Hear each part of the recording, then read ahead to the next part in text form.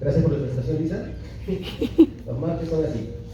Bien, vamos a conversar un poco sobre ventilación de alta frecuencia oscilatoria en pediatría y vamos a ver qué dice la evidencia al respecto.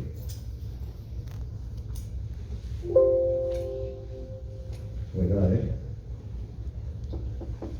Estos son los lugares en los que trabajo. No tengo ningún conflicto de interés para la presente ponencia.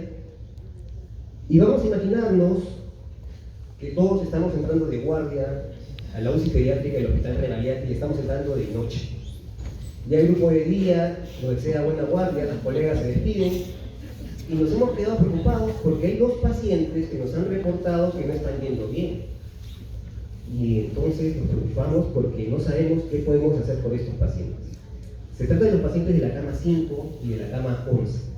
El paciente de la cama 5 es un paciente intubado en insuficiencia respiratoria protectiva, pero con un patrón predominantemente restrictivo y está yendo mal. De igual forma, el paciente de la cama 11 es un paciente de insuficiencia respiratoria aguda e intubado y pese a todo el soporte está yendo mal y es predominantemente obstructivo.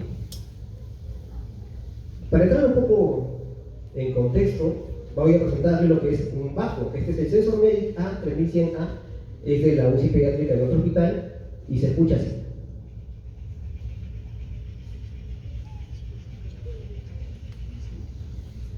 No sé si lo van a escucharlo bien, pero este ventilador es un ventilador no convencional. Tiene un corrugado, una tubuladura que es rígida, a través del cual pasa de forma constante un flujo continuo de gas. A través de ese flujo continuo de gas se generan oscilaciones que vienen dadas por un diafragma.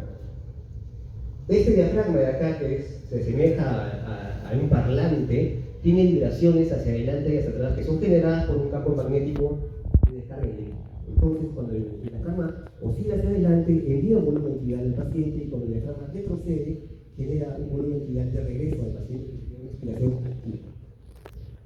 Por acá ustedes pueden ver unos números. Acá está la presión media de vía aérea, acá está la amplitud, este es el tiempo inspiratorio, pero es un tiempo en porcentaje que luego lo vamos a ver con detalle, y acá está la frecuencia. Dice 8.0, esta frecuencia está dada en Hz. Un Hz son 60 oscilaciones por minuto. 60 oscilaciones por minuto que corresponderían a 60 respiraciones por minuto. Si hacemos la multiplicación, 6 por 8, 60 por 8 serían 480 respiraciones por minuto. Y que el ventilador de alta frecuencia funciona así. El volumen ventilar generado es menor al espacio muerto anatómico, en el cual no hay intercambio gaseoso, y generalmente se puede dar un volumen ventilar aproximado de 1 a 2 mililitros por kilo de peso. Ahora, ¿cómo funciona? Si yo programo una presión media aérea, voy a generar una presión constante a nivel pulmonar del paciente. Cuando genere una amplitud, en este caso de 55, voy a hacer que esas oscilaciones generen 55, tanto de la presión media aérea hacia arriba y hacia abajo. Vamos a oscilar y a mayor amplitud va a tener mayor oscilación. El tiempo inspiratorio va a ser una fracción del porcentaje total del tiempo respiratorio. Si el 3% corresponde, el tiempo inspiratorio será como de 1 y el tiempo expiratorio será como de 2.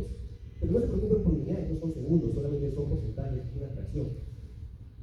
Y la frecuencia oscilatoria, en este momento, la frecuencia está dada en 8 Hz, que como les expliqué, son 480 respiraciones por minuto. Ahora vean que con cada oscilación, la cabeza del paciente se mueve, se menea, y es que tiene que ser esto así. La amplitud va a hacer que esa fuerza de oscilación va a hacer que se vibre tanto a nivel de la parte superior del tórax como de la parte inferior. Y en teoría hay diferentes recomendaciones en las cuales el paciente debería vibrar hacia la parte inferior del ombligo o hacia la parte dorsal lumbar inferior.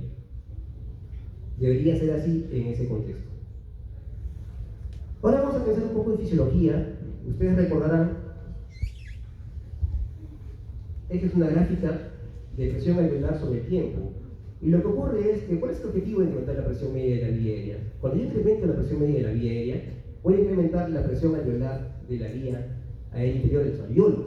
Y sobre esa presión se va a generar tanto los mecanismos de insuflación como de desinflación. Lo que ocurre acá, tenemos esta línea de base que es el PEP. Sobre ese PEP va a venir una presión inspiratoria y luego va a caer nuevamente a la línea de base que es el PEP. Entonces, de esta manera yo voy a mantener una presión media de vía aérea constante que está dada por el área bajo la curva. y yo voy a tener un momento en el cual el pulmón se va a inflar, luego se va a desinflar, no se va a colapsar porque estoy poniendo una presión al final de la expiración, que es el PEP, y nuevamente va a inflarse y luego va a desinflarse. Entonces, ese mecanismo va a generar un movimiento similar a esto, en el cual el pulmón se infla con cada inspiración y se desinfla con cada momento en el cual sale esa expiración y se queda con la PEP nada más, en el cual se puede ver el pulmón que reduce de tamaño. Pero vemos esos cambios, que se infla bastante, luego se desinfla y se queda parcialmente colapsado. Con la BAFO, lo que intentamos hacer es mantener una presión media de vía aérea constante, y sobre esta ventilación, sobre esta presión media de vía aérea constante, sobre esta presión alveolar, vienen las oscilaciones sobre este nivel. ¿Y qué va a tener como consecuencia? Como consecuencia vamos a tener un pulmón que se va a mantener constantemente insuflado, como este pulmón de acá que tenemos. Acá tenemos la presión media de la vía aérea en la cual se está ascendiendo y luego como progresivamente el pulmón se empieza a inflar. Y cuando yo subo los parámetros, cuando subo los parámetros de la presión media de la vía aérea, va a llegar un momento en el cual el pulmón va a estar totalmente inflado. E incluso hay partes que estaban colapsadas y van a verse cómo salen como chipotes. Acá el pulmón está listo para una champañita. Pero ¿por qué queremos tener el pulmón inflado? Lo que ocurre es que tenemos dos zonas en esta curva presión-volumen, que es bastante conocida, la curva de estéresis, y hay dos zonas de riesgo. Hay una zona que es de riesgo de atelectrauma, de atelectasia, y hay una zona superior que es de riesgo de voltrauma.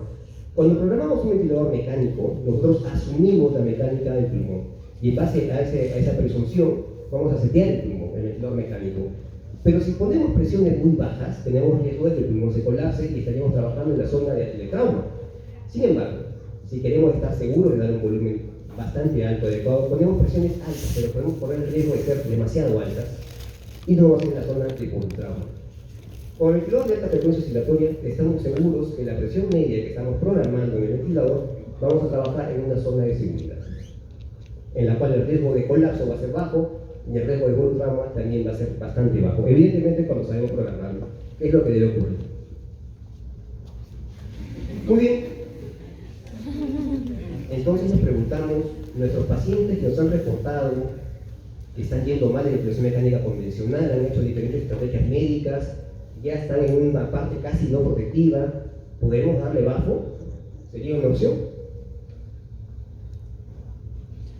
Vamos a repasar los casos con detalle. El primer caso, de la cama 5, es un paciente con insuficiencia respiratoria de 4 meses que tiene una PCA, un CIA, ha ingresado por una neumonía, ha desarrollado shock séptico y ha hecho un PAX.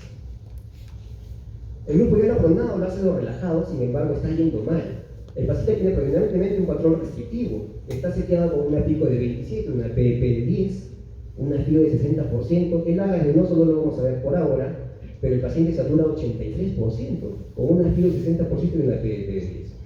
Entonces, está yendo mal, vemos la hoja de monitoreo de enfermería y vemos que todo el día ha estado desaturando y el grupo nos reporta que podría ser una opción colocarlo en BAFO. Entonces, ¿qué dice la evidencia? ¿Podemos tomar decisiones en base a la evidencia? Claro que sí, deberíamos hacerlo siempre. Como es un paciente con PARS, como ya se ha presentado, existe una guía, la guía PALIC-2, que es de este año.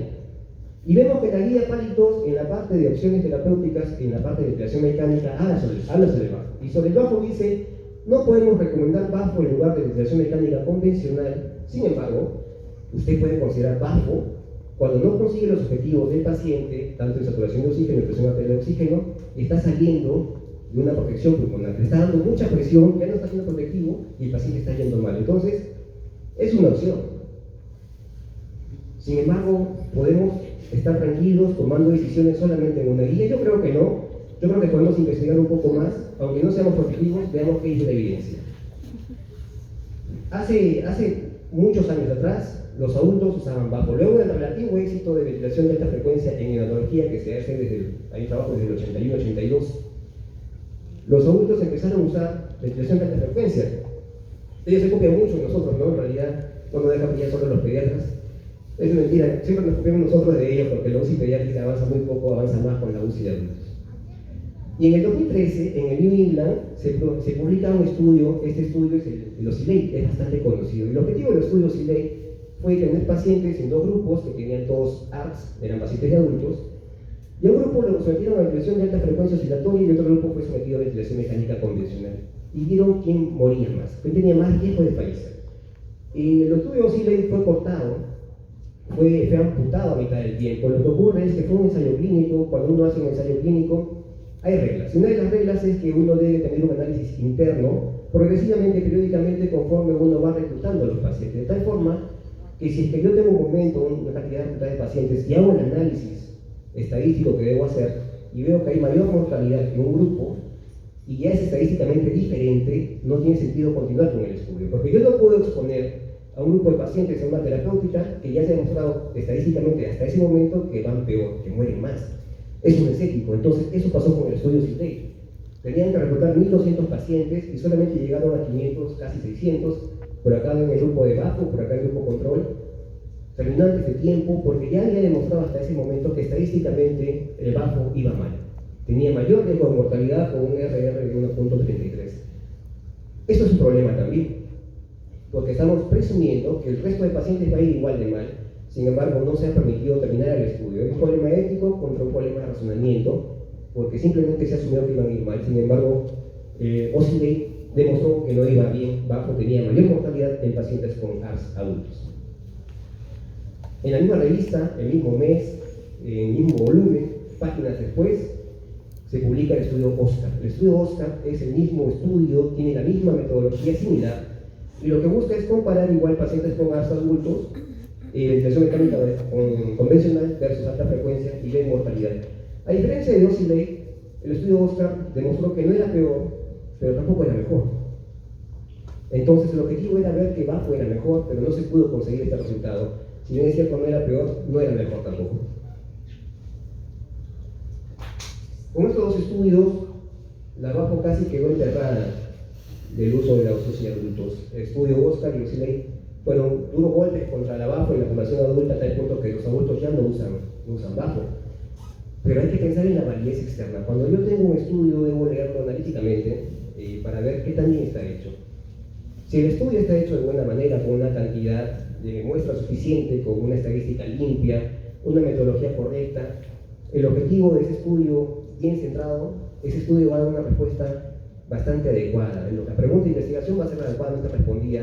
Si hay validez interna, quiere decir que las conclusiones del estudio son válidas porque lo ha hecho bien, está bien hecho el trabajo. Sin embargo, no basta eso, yo debo saber si ese estudio tiene validez externa. Y la validez externa es ver si el paciente que yo tengo al frente va a poder aplicarse esas conclusiones que yo tengo con ese estudio. Y eso no se puede aplicar con los estudios que se hicieron en adultos porque toda la población fue adulta, no había ningún paciente pediátrico. De tal forma que no hay validez externa, no puedo concluir, como lo hizo Oscar y Osiley, que la BAFO no ayuda en pacientes con ARS, porque no tenía validez externa en esos trabajos. Entonces, queda la tarea de ver cómo están los estudios en pediatría. Ahora, ¿por qué pasó esto? ¿Por qué si es que tenía relativo éxito en neonatología no le fue tan bien en adultos, le fue mal en realidad? Y es que debemos pensar que hay cosas diferentes. Un pediátrico no es un adulto pequeño. Y salió un estudio que dio una respuesta bastante interesante y nos demostró que el tamaño importa. Yo sé que esto genera confusión de repente, pero sí, el tamaño importa, y es que para la ventilación de alta frecuencia el tamaño pulmonar importa, e importa mucho. Este es un trabajo que se publicó en el 2020. Es un trabajo bastante interesante, cómo lo razonaron. Tomaron una tomografía pulmonar a un adulto varón. En base a esa tomografía pulmonar del adulto varón sano, hicieron un modelamiento por computadora para ver tamaños pulmonares diferentes, tanto neonatos, pediátricos y adultos, en diferentes tamaños. Lo sometieron a un ARS, le hicieron cambios todo en computadora, y luego lo sometieron a ventilación de alta frecuencia. ¿Y qué se vio? Que había un coeficiente de variación que daba la heterogeneidad generada por la ventilación del ventilador de alta frecuencia en el pulmón, la interacción que tenía el bajo con el pulmón, todo el modelo de computadora. Y lo que se ve es que hay mayor heterogeneidad con un coeficiente más alto en los pacientes adultos modelados por computadora que en los pacientes más pequeños. En consecuencia, si hay mayor heterogeneidad, uno puede perder la fortaleza del bajo que sea protectivos. al haber mayor heterogeneidad en la interacción bajo-pulmón, hay más riesgo de lesión pulmonar. Y no solamente eso, también lo sometieron abajo a 5 Hz y a 10 Hz, y se vio que había mayor heterogeneidad cuando tenían más frecuencia los pacientes más grandes, con pulmón más grande. Entonces, es posible que la BAFO no haya funcionado en adultos, no porque la BAFO no funciona, sino porque la interacción que tiene con el pulmón adulto genera mayor heterogeneidad y eso ya escapa de la protección pulmonar. Sin embargo, esto es un estudio por computadora, era un paciente que modelaron por sistemas de computación. Uno podría pensar que es una respuesta, una aproximación, pero hasta el momento es una aproximación, una hipótesis de por qué no funcionó en adultos. En pediatría también han habido algunos estudios. Este es un ensayo clínico de 2016. Solamente comparó 9 pacientes con PAS, ya son niños, versus 9 pacientes con PAS en ventilación convencional versus alta frecuencia. Y lo que se ve es que no cambia la mortalidad. Tenían estos parámetros tanto de índice de oxigenación como PAFI que nos traducen que eran pacientes con un PAS grave. Sin embargo, sí se observa que mejora la oxigenación, mejora diferencialmente estadístico con una P bien pequeña los pacientes que sometieron a alta frecuencia en comparación a los pacientes que estuvieron en ventilación mecánica convencional. Entonces, si bien no demostró disminución de la mortalidad, sí demostró que mejoraba la oxigenación. Y eso es un dato muy importante. Este es otro trabajo que se publicó en el 2017, ya son más pacientes, son 100 versus 100, igual eran PAS, 100 sometidos a ventilación mecánica convencional contra 100 de alta frecuencia. Como ustedes pueden ver, en una oxigenación 13 por acá, 16 para el bajo, la PAFI eran PAS entre severos y moderados, pero la mortalidad en el seguimiento a 30 días tampoco fue diferente, morían igual. Entonces, hay varios sesgos en ese trabajo, partiendo de la idea de que son PAS moderados y graves. Entonces, cuando yo tengo una estrategia terapéutica, probablemente va a ser más significativa en aquel que está más gravemente enfermo que en el que está moderadamente enfermo. Y esa fue el gran sesgo de este trabajo, porque tenía un buen número. Pero si combino PAS moderados contra graves, con graves probablemente hubiera ido mejor si solamente veo PAS graves. Pero evidentemente el objetivo era tener un buen número de muestras, y para tener un buen número de muestras tengo que reclutar la mayor cantidad de pacientes. Y solamente me enfoco en los PAS graves, probablemente mi número de muestras va a ser muy pequeño. Esta es una reacción sistemática con metaanálisis, en la cual engloba ensayos clínicos en el primer plot. Acá hay 2 de los trabajos que hemos conversado. Y la conclusión es que no hay diferencia en mortalidad. Cuando hicieron la revisión de metaanálisis en los pacientes que tenían PAS y usaron ventilación convencional versus alta frecuencia, la mortalidad, como ustedes pueden ver el rombito final, intercepta la línea vertical, que significa la línea de identidad. En consecuencia, no hay diferencia estadísticamente significativa en mortalidad. Mueren igual. En esta tabla muestran trabajos, pero observacionales. También se han hecho muchos trabajos observacionales y se ve que también la mortalidad no tiene diferencia, el rombo sigue tocando la unidad. Entonces la conclusión del trabajo es que parece ser no hay diferencia en la mortalidad. Sin embargo, actualmente se está llevando este trabajo, es el estudio PROSPECT, está en fase de recolección, es un estudio multicéntrico aleatorizado, en el cual va a buscar la utilidad del BAFO en comparación con la ventilación mecánica convencional. Y es un estudio de 4 brazos. Es muy interesante. Van a ser 4 grupos. Un grupo va a estar con ventilación mecánica convencional pronado, otro grupo va a estar con ventilación mecánica convencional supinado, el tercer grupo va a estar en bajo pronado y el cuarto va a estar en bajo supinado. Y van a ver cómo les va, cuál muere menos, cuál les muere más, qué variables intervienen en este tipo de riesgo de mortalidad. Es un estudio bien interesante. Este año termina la fase de recolección, probablemente nos dé respuestas el siguiente o el subsiguiente año. Hasta entonces, tenemos la fe. Tenemos la fe de que el BAFO puede ayudar, y tenemos la experiencia de que el BAFO puede ayudar, que luego vamos a verla. Pero por ahora no tenemos respuestas claras, nos quedamos con la fe de todos. Así que la cama 5, que es un patrón predominante realmente receptivo, es una neumonía con shock séptico con PAS, decidimos colocarlo a nuestro OSL 5000 de batalla y vamos a ver cómo le va. Así que, ¿cómo programamos un BAFO ante un paciente con PAS, con patrón restrictivo? Genera mucha confusión, un par de residentes se desmayan cuando pasan la visita, pero no pasa nada, todo se supera. Esta es la pantalla del SL 5000, es la pantalla principal, y vamos a dividirla en 2 partes. El segmento inferior está dado para la programación del ventilador de alta frecuencia. Tenemos solamente cuatro variables para programar, súper sencillo. Yo pienso que es más sencillo que la ventilación mecánica convencional. Tenemos la frecuencia, la presión media, el delta P, que es la amplitud, y la FIO2. Y la parte superior es la parte de monitoreo. Al igual que en el ventilador mecánico convencional, tenemos la curva de presión-tiempo, flujo-tiempo y volumen-tiempo. Y por acá un monitoreo numérico en el cual, presten atención, tenemos 420 respiraciones por minuto, que son 420 oscilaciones por minuto, y es que 7 por 60 es 420. Imagínense esa cantidad de frecuencia respiratoria. El volumen tidal medido expiratorio es 8.3, es un volumen tidal bien pequeño, de 1 a 2 por kilo, menor al espacio muerto anatómico. Por acá tenemos las fugas, el volumen minuto, el DCO2, que es el desplazamiento del gas de CO2. No es equivalente al camógrafo ni al CO2 expirado, pero es como una manera de poder ayudarnos cómo está yendo ese desplazamiento. Y por acá la presión media, que está situada en 13 también. Entonces, a nuestro paciente que es patrón restrictivo es un paso. Tenemos dos maneras de poder ayudarlo: subiendo la presión media y subiendo la FIO2.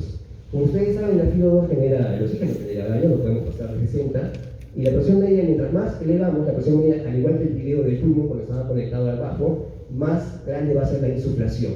Entonces voy a permitir que se amplíe mejor ese pulmón. Este patrón receptivo probablemente en unas horas con la radiografía vamos a verlo mejor ahí. Ahora, ya de madrugada estamos cansados, estamos en residente y nos acordamos que tenemos todavía un pendiente, que es el paciente de la cama 11. Recuerden que nos han dejado 2 pacientes. Y el paciente de la cama 11, ¿de qué se trata? Es una lactante de 3 meses que ha ingresado, sana, que ha ingresado con diagnóstico de bronquiolitis y neumonía. Esta se queda con un pico de 30 de ventilación mecánica convencional, 6 de pH, FIO 60 y la gasometría, que es de CBC. Tiene un pH de 7.13 con un peso de 94, satura 100%, y esa es la radiografía. Entonces, ya tenemos una variación de presión bastante importante. Sabemos que la delta P no va a estar rara de 30-6, hay que hacer la mecánica ventilatoria correspondiente, pero estamos viendo que está yendo mal. Y al igual forma que en el otro paciente, el grupo que está saliendo nos ha comentado que una opción es colocarlo en ventilación de alta frecuencia oscilatoria. Entonces, nuevamente, ¿qué dice la evidencia al respecto de bajo en problema obstructivo? Acá el nivel de evidencia es menor. Solamente son serie de casos, estudios descriptivos, no hay ningún ensayo clínico. Este estudio es interesante, muestra cómo funciona la alta frecuencia en el paciente con hipercapnia grave. Entonces, es una serie de casos de 20 pacientes, como ustedes pueden ver acá. El pH es bien bajo en todos los casos, 6.99 por acá, 7, y el PCO2 es elevado. Es una acidosis respiratoria refractaria a tratamiento convencional, a manejo médico, y lo que queda es probar el bajo, y eso hicieron. A los 20 pacientes los sometieron a bajo, con diferentes tiempos de duración, y de esos 20 pacientes, 2 fallecieron y 18 vivieron. Y es un número bastante importante, la verdad que le fue bastante bien, pienso yo. Así que bajo puede ser una opción en pacientes que tienen hipercapnia refractaria de tratamiento convencional. Este es otro trabajo más reciente, en el cual solamente son 3 casos, pero vean estos pacientes que están en ventilación mecánica convencional, tienen acidosis respiratoria refractaria de tratamiento médico y de maneras convencionales en el ventilador mecánico convencional. Pero vean, 6.75 de pH. Con un PCO2 mayor de 130, ya la máquina no siquiera podía medirla, es bastante elevado. Y ya estaba con una presión media de vía aérea de 11, con un delta de amplitud de 24. Entonces ya no estaban siendo protectivos. ¿Qué hicieron? Iniciaron bajo. Y miren, rápidamente se van a 7.56. ¿Qué pasó acá? Probablemente fue porque le dieron bastante más y le dieron bastante amplitud. Luego vieron que era demasiado, porque tampoco queremos números tan exagerados. Bajaron un poco los valores y luego ya se va acomodando el pH y el PCO2 va regresando. De igual forma, los otros 2 casos son pacientes con acidosis respiratoria refractaria que, sometidos a bajo, en el cual no había otra opción de manejo médico ni convencional, les fue bien. Y este trabajo, también chileno, solamente se enfoca en pacientes con bronquiolitis con BCR, que es tan frecuente en nuestra realidad.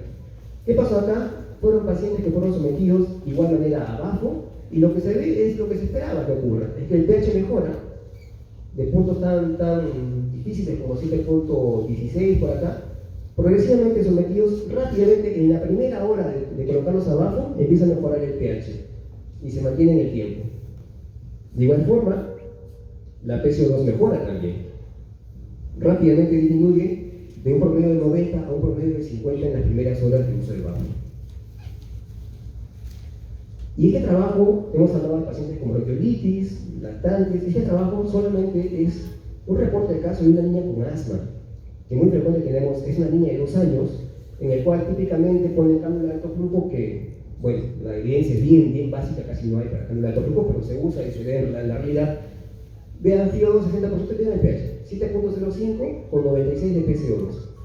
Pasan las horas y la ven tan mal que la intuban, en la presión, y vean su pH 6.9, 6.91, 6.84, el PCO2 se eleva y llega a un punto tan bajo como 6.81, con 134 de PCO2. Está yendo mal. Vean la evolución, 5, 6, 7 de la mañana, y acá 9 de la mañana, 25 minutos, ingresa abajo. Y progresivamente se ve mejoría, tanto en pH, 696, 705, y disminución de la PCO2. Entonces, también es una paciente con crisis de asma, que son muy difíciles de compensar, y es una estrategia la ventilación de alta frecuencia en estos pacientes. Es una opción. Tengo un paciente que tiene una cirrosis respiratoria, que está yendo mal al manejo médico, a la ventilación mecánica convencional. Tengo que intentar hacer algo, aunque la evidencia no lo respalda al 100%, no hay ningún ensayo clínico, la evidencia es bien débil, pero sabemos la experiencia de los pacientes en base a los artículos comentados y es una opción para nosotros. Entonces, de igual forma, nuestro paciente en la cama 11 lo colocamos abajo para realizar la ventilación de alta frecuencia. Nos preocupamos básicamente en 2 programaciones, 2 variables: disminuir la frecuencia respiratoria en los Hertz y aumentar la amplitud. Esto hay bastantes tablas, no vamos a invertir tiempo en comentarlo porque la información está al alcance de todos. Entonces, ¿qué pasó con nuestros pacientes? En la cama 5 con patrón predominantemente receptivo y luego el otro en la cama 11 con patrón predominantemente obstructivo, ambos les fue bien. El primero estuvo 2 días en bajo, 25 días en unidad, se fue de alta vivo. Y el segundo estuvo 4 días en bajo y 10 días en unidad, y de igual forma se fue también vivo de alta. Sin embargo, eso no pasa con frecuencia. Lamentablemente, hace ya 2 años nos preguntamos con un grupo de amigos cómo será la experiencia del uso de bajo en la UCI pediátrica respiratoria, y decidimos hacer un trabajo de investigación. Conseguimos la aprobación de la unidad de investigación y queríamos hacerlo en 5 años, muy ambiciosos nosotros. Nos dimos cuenta que en 5 años la recolección era muy pobre, la muestra era 45, no vale la pena arriesgarnos a hacer algo así. Decidimos ampliar a 8 años y este es el último año de recolección. Hasta este año, que son ya 8 años, hemos tenido en la UCI pediátrica de este hospital 67 pacientes en bajo. Entre bajo con SL 5000, Sensor Medic A y Sensor Medic 3100B. De estos 67 han fallecido 29, que es el 43%. Es bien alto. Son 4 de cada 10, casi 1 de cada 2. Es bien alto. Y bajo es una estrategia de rescate. Bajo no es una cura, al igual que la ventilación mecánica convencional tampoco es una cura, solamente es una medida de soporte. Y nosotros sí somos bien estrictos con esto, al menos que percibo eso en todos los asistentes. Colocan abajo cuando el paciente ya no tiene otra opción. Son pacientes que ya están muy deteriorados, que ya están fuera de la protección pulmonar y recién entran abajo a esa condición. No se sabe tampoco si bajo precoz es mejor que bajo tardío, eso no se ha estudiado de una manera muy correcta, pero la mortalidad para nosotros es alta. Este es cómo ha ido evolucionando el ingreso abajo desde 2015 hasta ahora. En 2020 la pandemia también nos perjudicó. No hubo ningún paciente en bajo, porque no hubo ningún paciente que requería bajo, porque recuerden ustedes que estaban en etapa de secuestro en las casas, no salían, los chicos no se enfermaban, no se contagiaban, así que no requerían bajo, 0 casos por acá, no se perjudicaban en todos los aspectos. Y los motivos.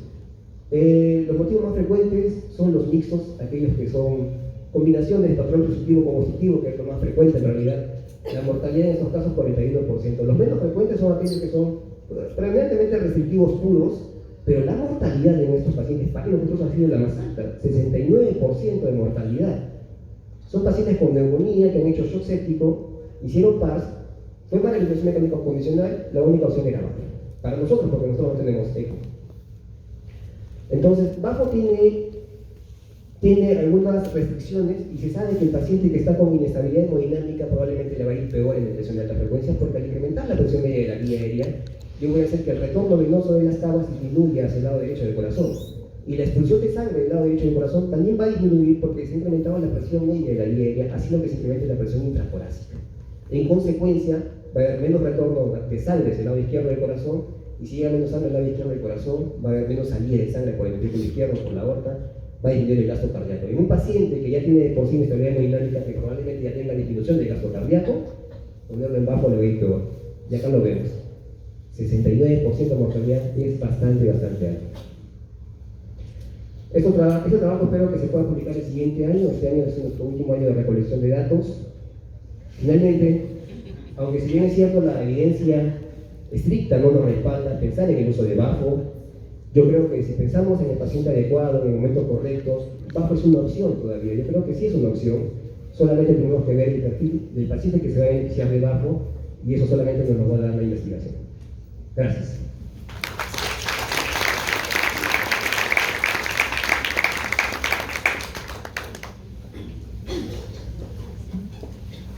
¿Alguna pregunta?